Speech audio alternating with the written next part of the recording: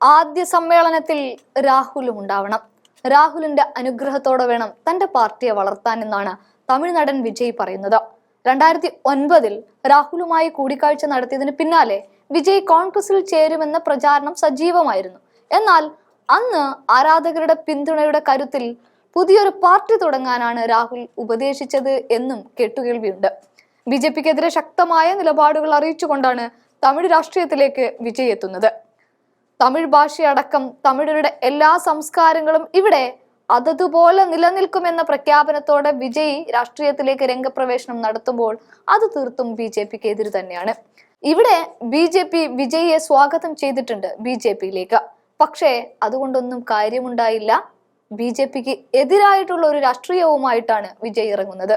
അതുകൊണ്ട് കൂടിയാവാം രാഹുൽ ആദ്യ സമ്മേളനത്തിൽ വേണമെന്ന് വിജയ് ആഗ്രഹിക്കുന്നതും കോൺഗ്രസിനോടായി അത് ആവശ്യപ്പെടുന്നതും. എന്തായാലും കോൺഗ്രസ് കേന്ദ്ര നേതൃത്വവുമായി നടൻ ഇക്കാര്യം ചർച്ച ചെയ്തു എന്നുള്ള റിപ്പോർട്ടുകളും പുറത്തു വരുന്നുണ്ട്. കാര്യങ്ങൾ ഇങ്ങനെയൊക്കെ ആണെങ്കിലും ഇന്ന് ഇന്ത്യ മുന്നണിയുടെ ഭാഗമായി നിൽക്കുന്ന DMK സംസ്ഥാനം ഭരിക്കുന്ന ഒരു പാർട്ടി കൂടിയാണ്. ഇവിടെ സംസ്ഥാനം ഭരിക്കുന്ന പാർട്ടി എന്ന നിലയിൽ DMKക്കെതിരെ വിജയുടെ നിലപാടുകൾ ഉള്ളതിനാൽ ഇന്ത്യ മുന്നണിക്കുള്ളിൽ ഉലച്ചിൽ തട്ടാതിരിക്കാൻ സ്റ്റാലിനുമായി കൂടി ആലോചിച്ചതിന് ശേഷമായിരിക്കും രാഹുൽ പങ്കെടുക്കുമോ എന്ന കാര്യത്തിൽ ഒരു തീരുമാനം ഒരു പക്ഷേ കോൺഗ്രസിന്റെ ഭാഗത്തു നിന്നുണ്ടാവുകയുള്ളൂ.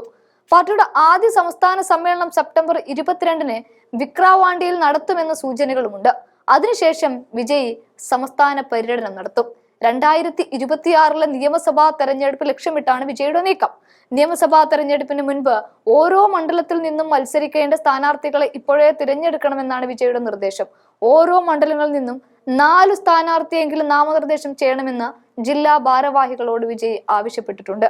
കൂടാതെ രാഷ്ട്രീയ പാർട്ടി പ്രഖ്യാപിച്ച നടൻ വിജയ് കഴിഞ്ഞ മാസം തന്റെ പാർട്ടിയായ തമിഴക വെട്രിയ കഴകത്തിന്റെ പതാക പുറത്തിറക്കുകയും ചെയ്തിട്ടുണ്ടായിരുന്നു. ചുവപ്പ് മഞ്ഞ നിറങ്ങളും 2 ആനകളുടെ ചിത്രവും അടങ്ങുന്നതാണ് പതാക.